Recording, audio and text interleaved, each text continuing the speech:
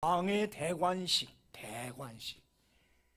왕이 취임할 때 큰 잔치와 어떤 의식을 행하지요. 우리 예수님은 일생에 5번 예루살렘에 올라간 걸로 우리가 생각이 됩니다. 오늘은 그 마지막 번 방문이에요. 또한 이날은 돌아가시기 전 닷새 전, 바로 주일, 오늘은 palm Sunday, 바로 종려주리라. 닷새 후면 6월절이 이제 시작이 된다 이 말이죠.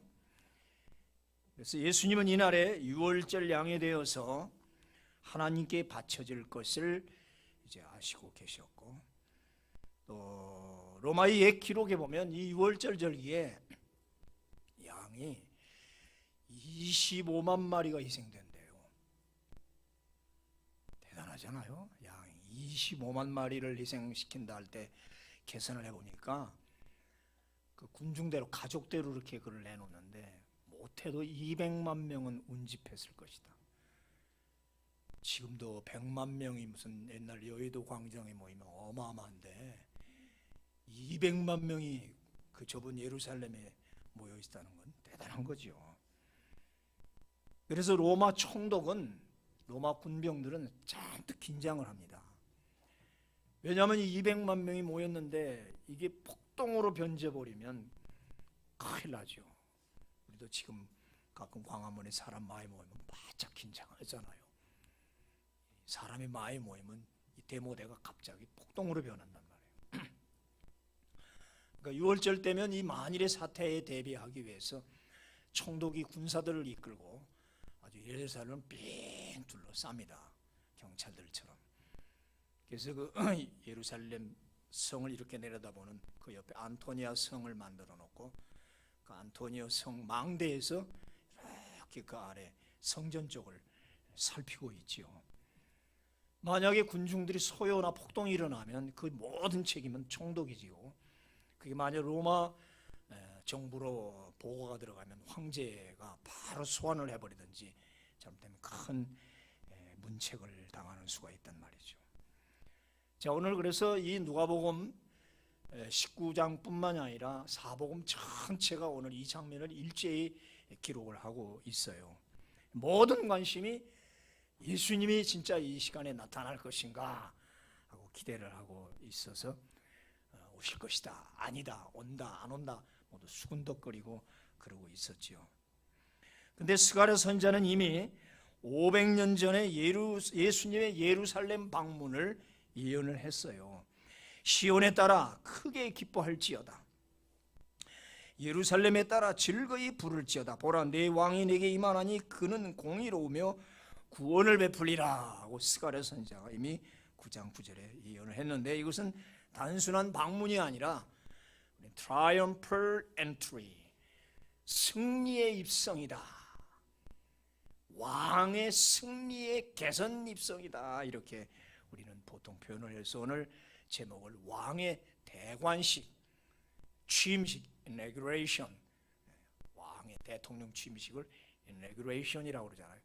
inauguration보다 또 어떤 영어는 celebrate, 큰 축제다 이렇게 그랬어요. 그런데 이제 예루살렘으로 들어가시기 전에 제자들에게 뭐를 준비시키냐면, 가서 나귀 한 마리를 준비하라. 자, 어느 왕이라면, 보통 왕이라면 대관식 준비할 때 우리도 대통령이 취임할 때는 최고의 뭡니까? 뭐 좋은 차를 타잖아요. 기가 막힌 차를 타고 에스코트를 다 또 경찰이 하고 경호원이 따라붙고 어마어마하죠. 일반 왕들도 대관식을 한다면 뭐 그 입는 옷이고 화려함이 극치에 달하지 않습니까? 주로 말을 탁 타고 간다. 백마를 타고 간단 말이에요. 근데 우리 주님이 대관식하러 예루살렘에 들어가는데 말은커녕 저기 가면은 어떤 집에 들어가면은 나귀 2마리가, 하나는 애미와 새끼가 끈에 매어 있는 걸 볼 것이다. 그럼 주인한테 그거 달라고 그래라.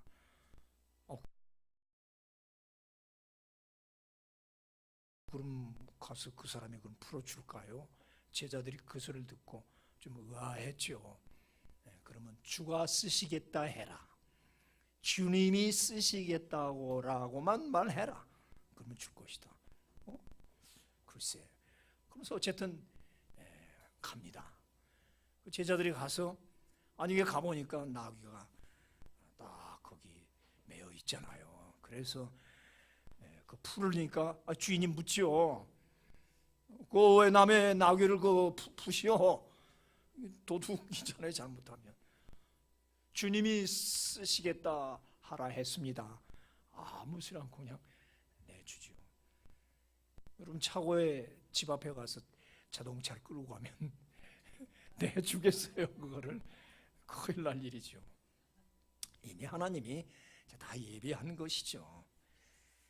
자, 이렇게 해서 우리 예수님은 왕으로 입성하는 대관식에 나귀 새끼를 끌고 와라. 근데 왜 애미하고 새끼 두 개를 끌고 와? 사실 새끼를 달라고 그러는데 새끼가 옵니까? 그러니까 애미랑 같이 따라오게 그렇게 한 것 같아요. 다 의미가 있는 것 같아요. 예수님도 여행을 하실 때 대부분 나귀를 많이 타셨었어요. 이게 바로 메시아 지상생의 마지막 장면이 이렇게 낮아지셨다. 한마디로 겸손하셨다. 또 다른 말로 비하, 예수 그리스도의 비하의 처지다. 그래서 이미 스가랴도 그렇게 얘기를 했거든요. 다 같이 한번 읽어볼까요? 시작. 보라, 내 왕이 네게 임하시나니 너는 겸손하여서 나귀를 타시나니 나귀의 작은 것 곧 나귀 새끼니라. 이미 스가랴가 오래전에 예언을 했죠. 나귀, 당나귀는 덩키라고 그래요. 근데 이걸 암나귀 할 때는 S라고 그러고요.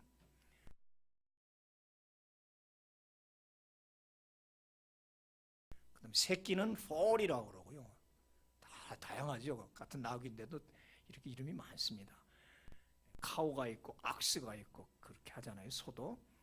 나귀 새끼는 컬트라고 그래요. 예수님이 탄 건데 컬트예요. 그러면 자, 이 말과 이 나귀를 비교해 보자고요. 저게 세계 몇 개밖에 없는 한혈마예요. 기록에 하면 저 한혈마를 타고 저 말은 물을 한 모금도 안 마시고 사흘을 250마일을 달려간대요. 어떤 말은 저 한혈마를 타고 저 몽골에서 모스크바까지 80일 동안 달려갔다고 그래요. 쉬지 않고. 저게 한혈마라고. 그래서 땀이 흘리는데 비 오듯 땀이 흘리는데 그 몸에서 땀이 아니라 피가 흘린다 해서 땀 한자 피 혈자를 써서 한혈마라 한다. 시진핑이 갖고 있어 저거를. 그런데 저런 말을 보통 거대한 말을 타는데 이건 다른 말하고 달리 목이 길고 가늘어요. 바람막이를 쉽게 바람을 뚫기 위해서. 말갈기도 작고 그러나 꼬리를 흔들면서 그렇게 달려가는 이 말과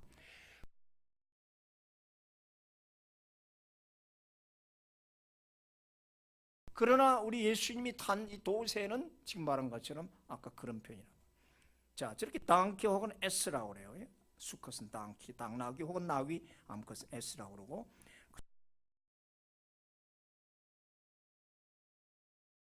새끼는 foal이라고 하는데 이놈에게 한 6개월 크면은 이제 젖을 떼고 이제 저 정도 되면 탈 수 있다는 거예요. 그럼 높이는 저게 한 1m, 커봐야 애미는 1m 20. 그러니까 이 높이가 한 1m. 말은 보통 기록에 하면 2.5m에서 3m짜리도 있다.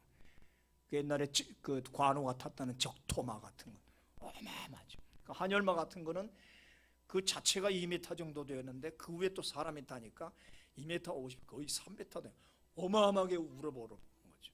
근데 나귀 새끼는 저기 1m 돼서 앉아봐야 보통 우리 키밖에 안 돼요. 우리 키보다 조금 클 수도 있고 낮을 수도 있을 밖에 안 된다는 거죠. 여기서 참 우리는 아주 의미가 있는 것 같아요. 자, 그리고 저 정도 되면 이제 6개월 정도 돼서 탈 수 있어서 아이들도 저렇게 타고 다니죠. 참 무거운 짐을 조금 해도 상당히 힘이 세가지고 아주 잘 간대요. 그러니까 보통 우리가 비유할 때 말은 귀족들이나 또 어떤 그 전쟁 용사들이 타는 거는 우리는 말이라고 그러고, 노새는 나귀는 짐 운반용 혹은 사람이 가난한 사람이 평민이 탄다. 그러니까 일반 평민은 말을 못하게 돼 있어요. 옛날부터. 우리나라도 어디 말을 탑니까? 주인이 타고 귀족들이나 타지, 양반들이나 탔죠. 일반인들은 보통 당나귀, 노새를 탔다 그래요.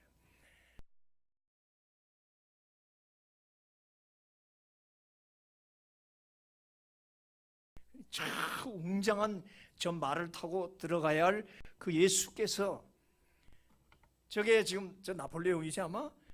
예, 저렇게 웅장한 말을 타는 게 보통 황제나 왕들이 타는 건데, 지금 예수님이 탄 걸 보면은, 예, 보십시오. 어떤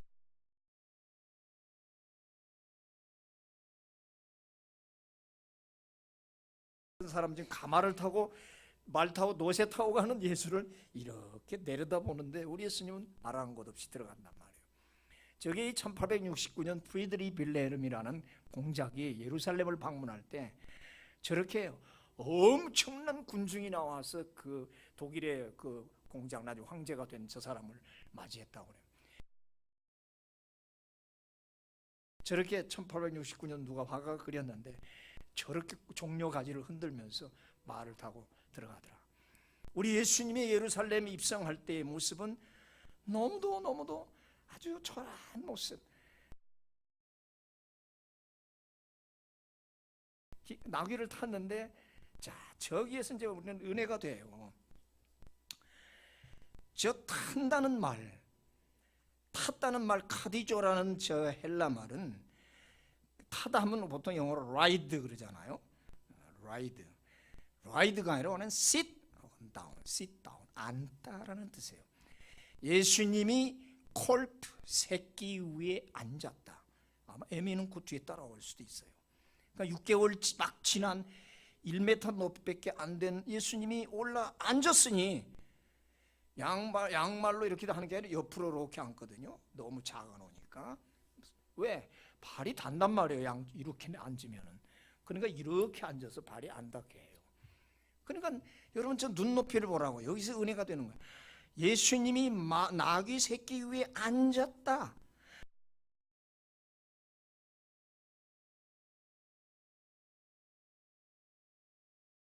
눈높이가 옆에 사람하고 같다. 어떤 거는 같은 게 아니라 더 낮을 수도 있다. 바로 그거지요. 그러니까 아주 눈높이를 맞춰서 간다. 이게 바로 험블 겸손이라는 거지요. 나귀 새끼 위에 타봐야 걸어가는 다른 남자, 키 큰 남자보다도 작을 수가 있다. 자신은 최소한 낮추기 위해서 말이 아니라, 말을 타면 다 우러러봐야 되죠. 그런 예수님이 아니다. 나귀 에미를 타도 또 그래도 조금 커지니까 제일 작은 새끼를 타는데, 6개월 막 지난 새끼를 타고 그렇게 가신다 이 말이에요. 이게 바로 예수님이 지금 왕으로 입성하시면서 그 눈높이를 백성의 눈높이에 맞췄다. 백성들로 하여금 우러러보게 하는 통치자의, 권세자의 의미가 아니라 지극히 낮추어 백성들의 동등한 친구로 나타나시기를 원했다. 앞서거니 뒤서거니 한 모든 사람들의 눈에 맞추어서 동행하기를 원하시는 분. 그래서 바울은 빌립보서 2장 5절에 그는 하나님과 동등됨을 취할 것으로 여기지 아니하시고 자기를 비워 종의 형체를 가지고 사람들과 같이 되셨다. equal, 동등, not equal, but under, 받음, 아래. 그래서 될 수 있는 데는 낮춰서 어린아이들까지에게도 눈높이를 맞춰보고자 하는 이것이 진정한 지도자의 모습이다.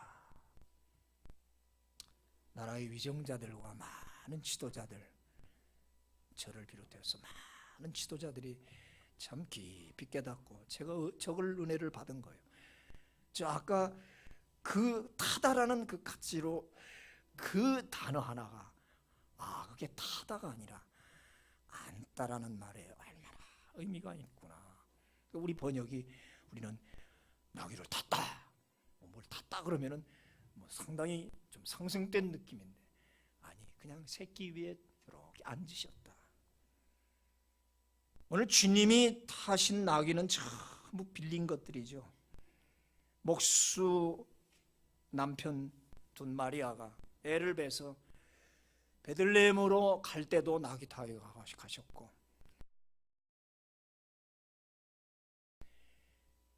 헤롯이 죽인다고 하니까 그 아이를 안고 애굽으로 피신 갈 때, 저게 애굽이죠. 피라미드 보이죠. 애굽으로 갈 때도 빌린 나귀였고,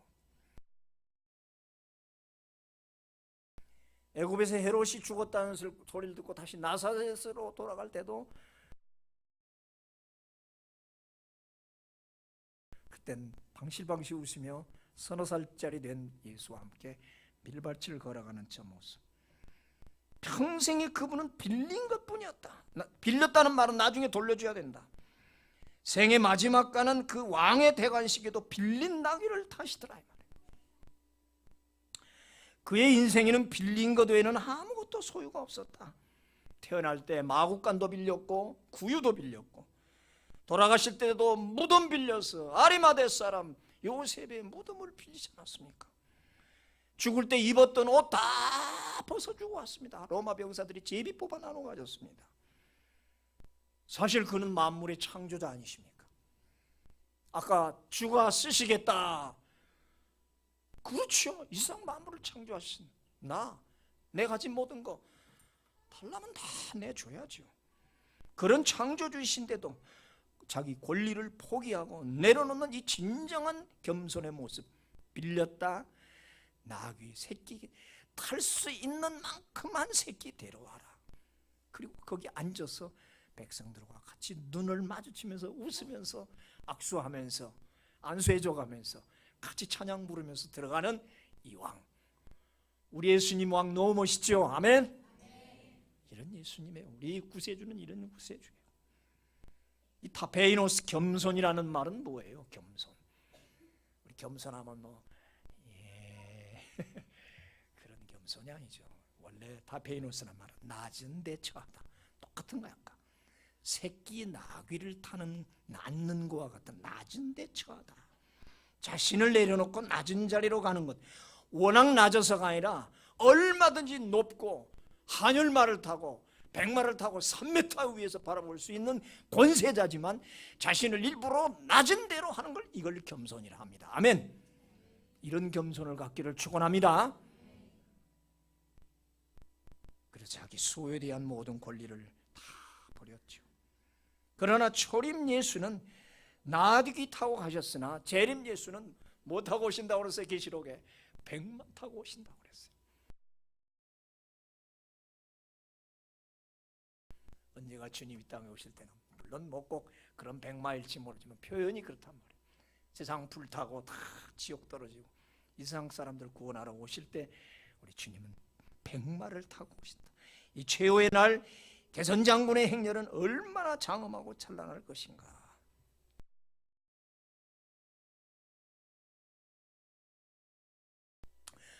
그 다음 오늘 주가 쓰시겠다 하라. 주가 쓰시겠다 하라.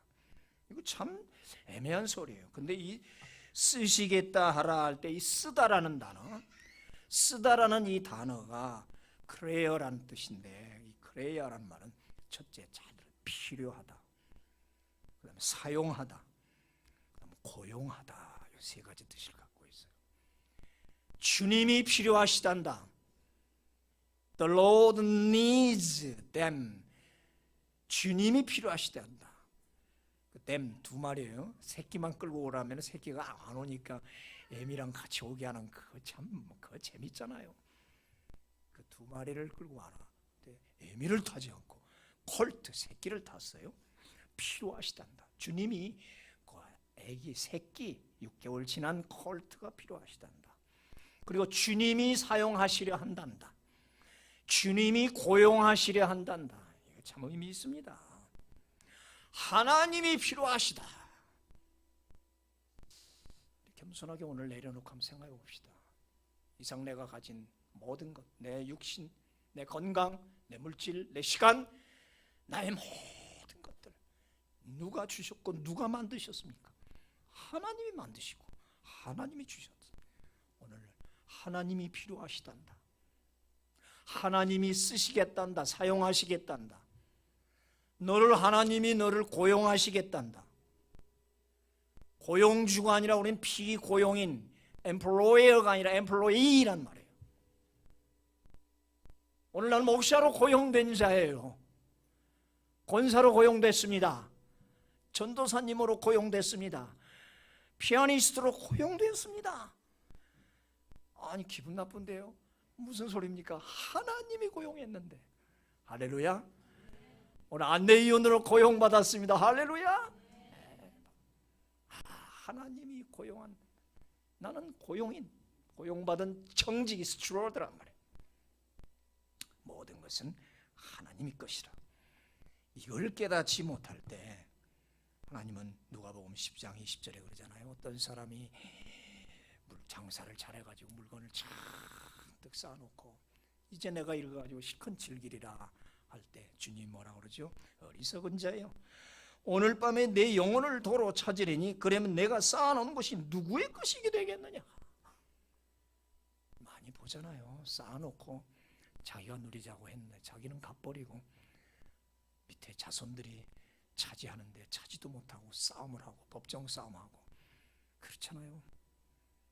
내가 평생 즐기겠다고 쌓아놓는 것, 그거 즐기겠다고 오늘 밤 내 영혼을 내가 데려가면 어찌할 것인가.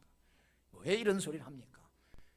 자기 소유 집착하지 말고 모든 것을 내려놓고 오늘 주님 예루살렘에 나귀 새끼 타고 들어가는 이걸 보면서 그렇게 겸손하고 내려놓는 삶을 살라는 그 얘기 아니겠어요? 주님이 필요하신 여러분 되기를 축원합니다. 주님이 사용하시겠다는 여러분 되기를 축원합니다. 주님이 고용받는 여러분 되기를 축원합니다. 만약에 나 너 필요 없어, 너 쓸데없어, 난 너 안 쓸래, 좋겠습니까? 그게? 좋을 것 같았죠. 우리가 다 그래서 오늘 여기 온 거예요. 여기 앉아있는 자체가 하나님이 필요하신 거예요. 하나님이 쓰시고자.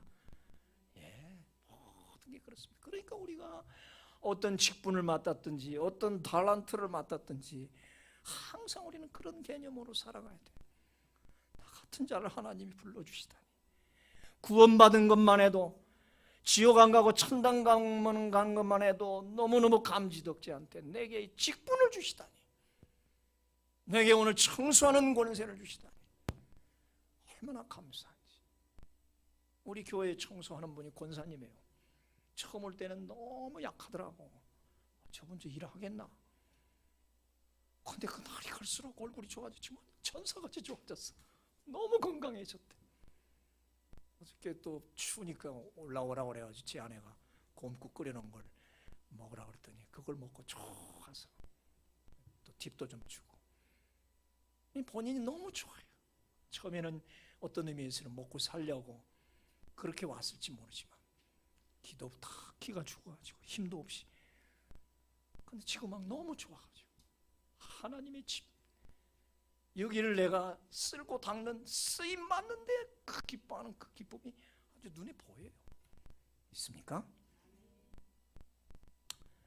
호산나 다윗의 자손이야.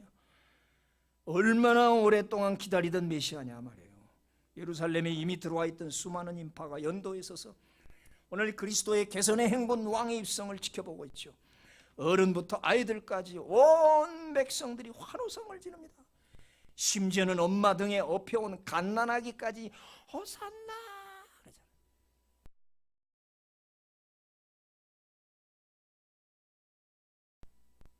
호산나 뜻이 할렐루야가 아니에요. 주여 우리를 구원하옵소서. 사실은 애절한 소리예요. 나를 좀 구원해 주세요. 더다시 말하면 살려주세요.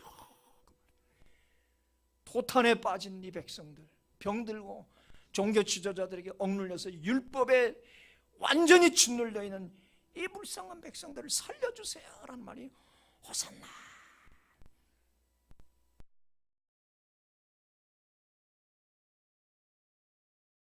그림 보고 내가 얼마나, 야, 저 꼬마가, 우리 지우만한 애가 예수님 호산나 잘 그렸죠.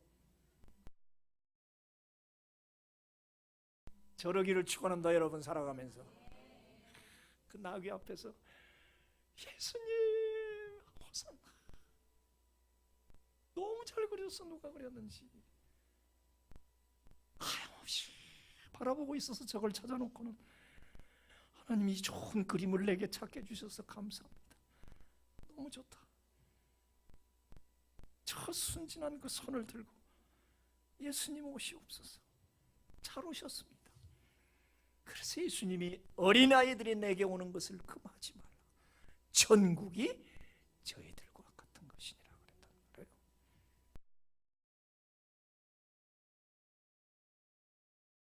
찬송하리로다. 주의 이름으로 오시는 왕이여, 하늘에는 평화여, 가장 높은 곳에서는 영광이로다. 옛날 탄생할 때도 이 얘기가 있었죠. 겉옷을 전부 벗어서 깝니다. 길에다가 종려가지를 흔들며 찬양 부릅니다. 그래서 오늘 이 날을 종려의 주일이라, palm sunday라, 종려가지를 흔들면서 찬양을 막 하는 거예요. 여기 겉옷, 하마티온이라는 헬라 말은 신분의 상징이에요.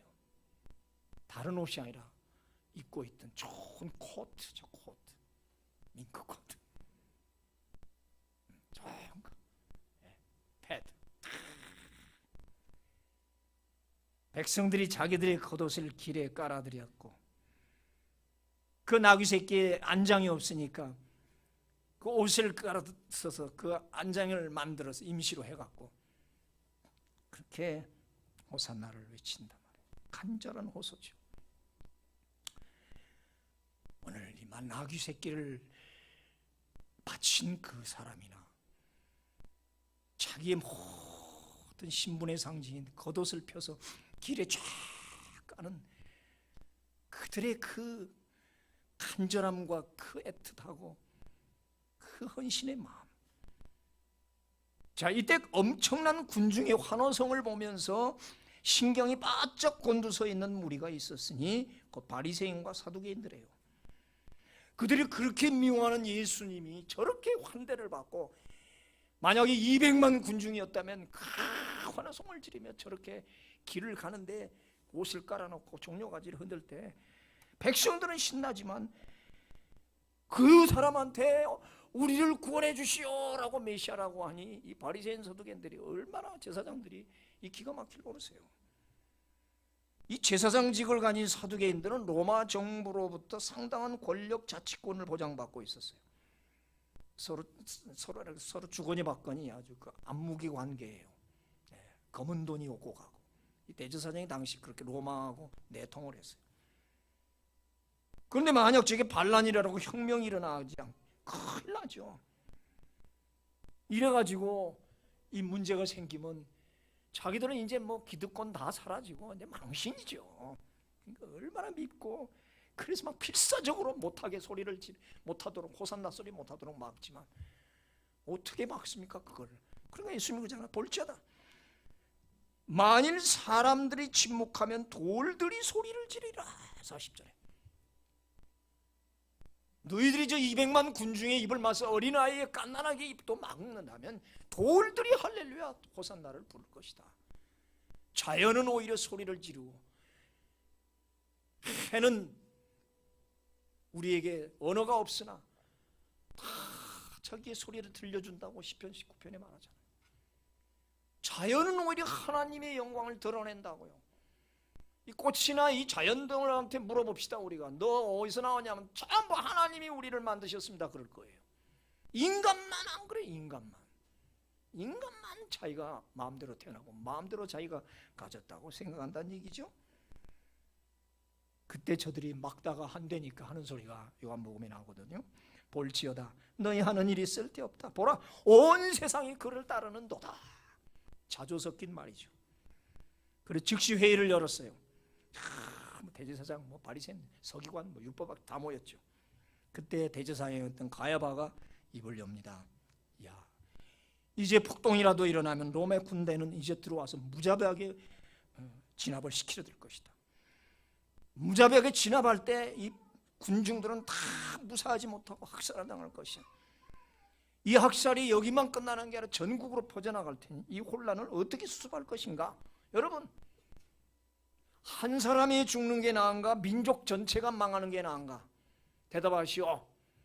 한 사람이 대신 죽을 수 있다면 그게 낫죠. 그러지요. 그럼 그 한 사람을 우리 죽입시다. 이렇게 되는 거예요, 논리가. 그래서 우리 예수님을 죽이기로 결심을 하고 작정을 하기 시작한 거라 이 말입니다. 이 하나님의 이미 예언에 그렇게 나온 거죠. 다음 시간에 계속합시다. 전능하신